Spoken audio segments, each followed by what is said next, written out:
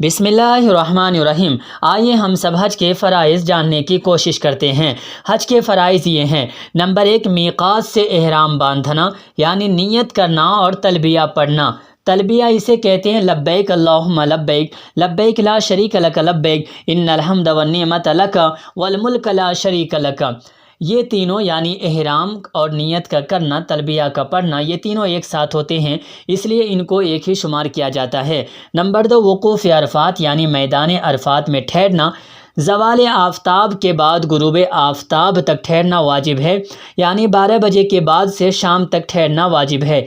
एक लम्हा के लिए ठहर जाना या गुज़र जाना फ़र्ज़ है, यानी अगर अरफ़ात के मैदान में आप थोड़ी देर रुक जाते हैं या इसी तरह से अरफ़ात के मैदान से गुज़र जाते हैं तो भी फ़र्ज़ अदा हो जाता है। लेकिन जो शख्स 9 ज़िलहिज्जा को दिन में अरफ़ात में हाज़िर ना हो सके, वो बाद गुरूब आफ़ताब यानी मगरिब के बाद से ता तुलूए फ़ज्र यानी फ़जर की नमाज तक आकर थोड़ी देर अगर अरफ़ात में रुकेगा तो फ़र्ज़ अदा हो जाएगा। तवाफ़ ज़ियारत करना।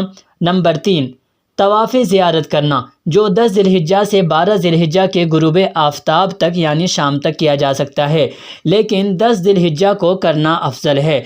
आप हमारे चैनल से जुड़े रहें, हो सके तो हमारे चैनल को सब्सक्राइब कर लें ताकि नई आने वाली वीडियो आप तक जल्द से जल्द पहुंच सके।